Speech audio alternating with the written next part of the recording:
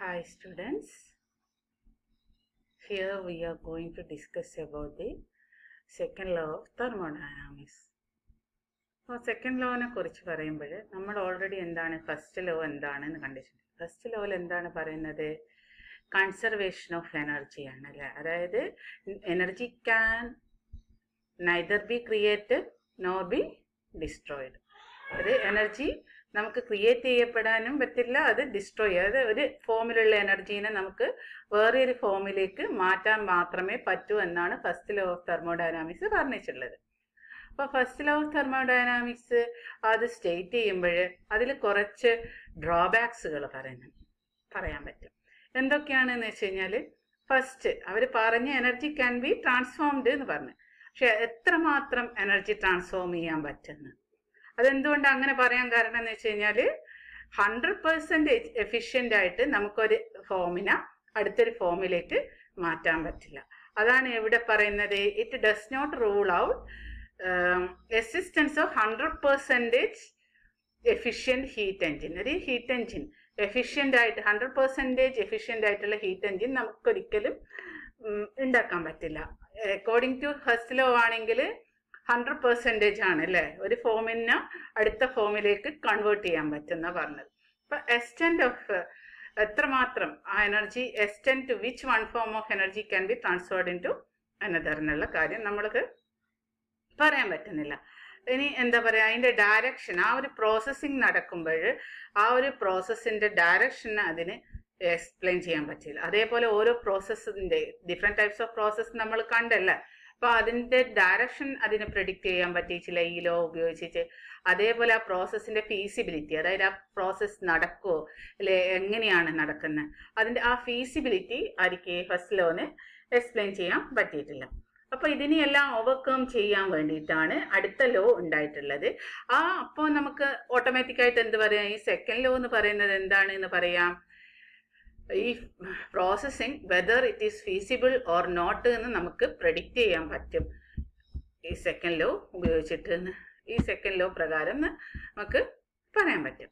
അപ്പോൾ എന്താണ് ഈ അത് പറയുന്നത് in terms of A quantity of entropy എന്ന് പറഞ്ഞൊരു പുതിയൊരു ടേംസ് അവിടെ ഇൻട്രൊഡ്യൂസ് ചെയ്യാണ്. എൻട്രോപ്പി ടേംസ് വെച്ചിട്ടാണ് പറയുന്നത്. അപ്പം before going to the exact meaning of the second law of thermodynamics, we want to know the two fundamental terms. We want to know what is that spontaneous process and non spontaneous process. എന്താണ് spontaneous process എന്ന് പറയുന്നത്? A process that has a natural urge to take place by itself under a given set of conditions is called a spontaneous process. ഇതൊരു process നടക്കുന്നതാണ്. പുറത്തു നിന്നുള്ള ഏതെങ്കിലും എനർജീൻ്റെ അല്ലെങ്കിൽ ഏതെങ്കിലും വർക്കിൻ്റെ പ്രസൻസിലല്ല. അത് ആസ് സച്ച് ആ സിസ്റ്റം അണ്ടർഗോയിങ് സം ചേഞ്ചസ്. അതാണ് എന്ത് പറയുന്നത്, സ്പോണ്ടാനിയസ് പ്രോസസ് എന്ന് പറയുന്നത്. അപ്പോൾ ഒരു സ്പോണ്ടാനിയസ് പ്രോസസ്സിന് ഉദാഹരണമായിട്ട് നമുക്ക് എന്ത് പറയാം, gas can expand higher pressure region to lower പ്രഷറിലേക്ക് എന്ത് ചെയ്യാൻ പറ്റും, gas expand spontaneously. And also നമുക്ക് എന്ത് പറയാൻ പറ്റും, ഒരു മെറ്റൽ റോഡ് നമ്മൾ ചൂടാക്കിയാൽ അതിൻ്റെ ഹോട്ടായിട്ടുള്ള എൻഡിൽ നിന്ന് അവിടെ നിന്ന് ഹീറ്റ് എങ്ങോട്ടേക്ക്, thermal energy is transferred to hot end to ഏത് lower end. That also a spontaneous process എന്ന് പറയും.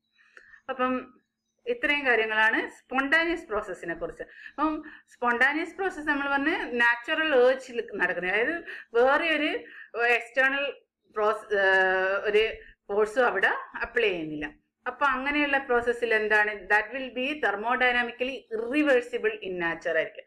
റിവേഴ്സിബിൾ എന്താണ്, ഇറിവേഴ്സിബിൾ എന്താണ് നമുക്കറിയാം. അപ്പോൾ thermodynamically it is an irreversible ആയിരിക്കും എന്ന് പറയും. ഒരിക്കലും അത് തല തിരിച്ചിച്ച് അതേ ആയിട്ട് അടുത്ത തല തിരിഞ്ഞിച്ച് ആ പ്രോസസ്സിങ് നടക്കാൻ അത് ബുദ്ധിമുട്ടായിരിക്കും. അപ്പോൾ ഒരു എന്താണ് അപ്പോൾ സ്പോണ്ടാനിറ്റി അല്ലെ ഒരു ഫീസിബിലിറ്റി ഓഫ് എ പ്രോസസ് എന്ന് പറഞ്ഞു കഴിഞ്ഞാൽ എന്തായിരിക്കും? It is the urge of a process take place by itself under a given set of condition without the assistance of an external agency എന്ന് നമുക്കറിയാം. അപ്പോൾ പ്രോസസ്സിങ് നടക്കണമെങ്കിൽ ആ പ്രോസസ് സ്പോണ്ടാനിയസ് ആണ് അല്ലെ ഫീസിബിലിറ്റി ആണ് എന്ന് പറയുമ്പോൾ എന്തായിരിക്കും?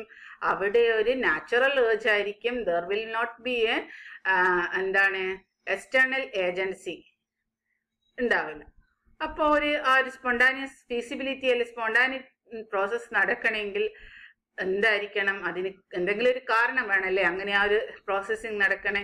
അപ്പോൾ അതിൽ 2 ഫാക്ടേഴ്സ് ആണ് നമ്മൾ പറയുന്നത്. ഒന്ന്, tendency of the system to acquire a state of minimum energy. എപ്പോഴും ഒരു system try to acquire a minimum energy. And also എന്ത് പറയാം, ഒരു സിസ്റ്റം എപ്പോഴും a state of maximum disorder ആയിട്ട് നമുക്കറിയാം. ഒരു അനുസരണയോട് ഇങ്ങനെ പിടിച്ചു നിർത്തുമ്പോഴാണ് നമുക്കത് ഭയങ്കര ഒരു ബുദ്ധിമുട്ടാണ് അല്ലേ. ഇന്ന ഓർഡറിൽ നടക്കണം, ഇന്നത് ഇതേപോലെ നിങ്ങൾ നടക്കണം എന്ന് പറയുമ്പോൾ നമുക്ക് എപ്പോഴും ബുദ്ധിമുട്ടാണ്. അപ്പോൾ അങ്ങനെയല്ലാണ്ട് മാക്സിമം ഡിസോർഡർ ആയിട്ട് നിൽക്കാനായിരിക്കും എപ്പോഴും ഒരു സിസ്റ്റം ഇഷ്ടപ്പെടുന്നുണ്ടാവുക. അപ്പോൾ ഈ 2 ഫോഴ്സ് ആണ് എന്ത് പറയുന്നത്, ഈ spontaneous or feasibility of a പ്രോസസ്സിന് കാരണം. അപ്പം നമുക്ക് എന്ത് പറയാം? These are the driving force of this process, spontaneous process എന്ന് നമുക്ക് പറയാം. അപ്പോൾ സ്പോണ്ടാനിയസ് പ്രോസസ് എന്താണ് നമുക്ക് മനസ്സിലായി.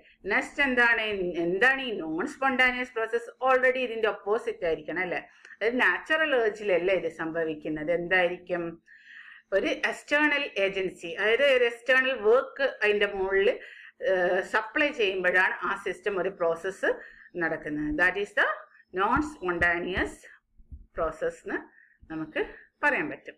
അപ്പോൾ നോൺ സ്പോണ്ടാനിയസ് പ്രോസസ് ഓൾറെഡി എന്താണ്? റിവേഴ്സിബിൾ ആണ്. അപ്പം നോൺ സ്പോണ്ടാനിയസ് പ്രോസസ് എന്താണ് എന്നുള്ള കാര്യവും നമ്മൾ പറഞ്ഞു.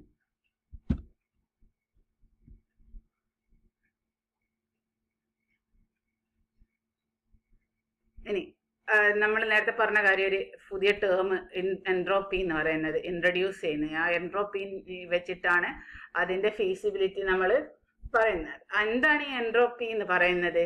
എൻട്രോപ്പി എന്ന് പറയുന്നത് it is A thermodynamic variable ആണ്. അതിന് ഡിനോട്ട് ചെയ്യുന്നത് ലെറ്റർ എന്ന് പറയുന്ന എസ് ആണ്.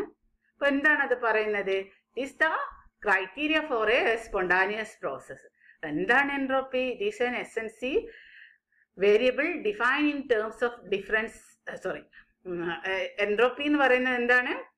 ഒരു തെർമോഡൈനാമിക് വേരിയബിൾ ആണ്. That is the criteria for a spontaneous process. അപ്പോൾ അതിനെ മാത്തമാറ്റിക്കലി നമുക്ക് ഡിഫൈൻ ചെയ്യണമെങ്കിൽ നമുക്ക് എൻട്രോപ്പി ഈസ് ഈക്വൽ ടു, അത് ചേഞ്ച് ഇൻ എൻട്രോപ്പി ആണ് പറയുന്നത്. Change in entropy DS is equal to DQ reversible by T. അപ്പോൾ നമ്മൾ എൻട്രോപ്പി പറയുന്നത് എങ്ങനെയാണ്? എൻട്രോപ്പി ചേഞ്ച് ആണ്. എങ്ങനെയാണ് ഒക്കർ ചെയ്യുന്നത്? When a system undergoes an infinitesimally small change of a system. Infinitesimally ആയിട്ട് അവിടെ ഒരു small change of a system at T ടെമ്പറേച്ചറിൽ. അപ്പം അവിടെ നടക്കുന്ന ഹീറ്റ് എന്ന് പറയുന്നത് DQ റിവേഴ്സിബിൾ ആണ്. Is the infinitely small quantity of heat absorbed reversibly. അതായത് DQ റിവേഴ്സ് ആണ് നമ്മൾ പറയുന്നത്. അതായത് റിവേഴ്സിബിളി ഒരു സിസ്റ്റം ഇൻഫിനിറ്റിസിമലി അബ്സോർബ് ചെയ്യുന്ന ക്വാണ്ടിറ്റി ഓഫ് ഹീറ്റ് ആണ് DQ റിവേഴ്സിബിൾ. ആ DQ റിവേഴ്സിബിള് ആ സിസ്റ്റം DQ റിവേഴ്സിബിൾ അബ്സോർബ് ചെയ്യുമ്പോൾ, അതായത് DQ റിവേഴ്സിബിൾ എന്ന് പറയുന്ന ഇൻഫിനിറ്റിസിമലി ആ ഒരു പ്രോസസ് ഈസ് റിവേഴ്സിബിൾ ആണ് എന്ന് പറയുകയാണ്. അപ്പോൾ അവിടെ ഒരു ഹീറ്റ് അബ്സോർബ് ചെയ്യുന്നുണ്ട്. അങ്ങനെയുള്ള ഒരു ഇൻഫിനിറ്റിസിമലി റിവേഴ്സിബിൾ പ്രോസസ്സിലാണ് ഹീറ്റ് അബ്സോർബ് ചെയ്യുന്നത്. That is why it is DQ reversible. അത് എന്താണ്? അതിൻ്റെ ടെമ്പറേച്ചർ T ആണ് പറയുന്നത്. അതാണ് എന്ത്? Change in entropy of that system നമുക്ക് പറയാം. അപ്പം DS is equal to DQ reversible by T ആണ്.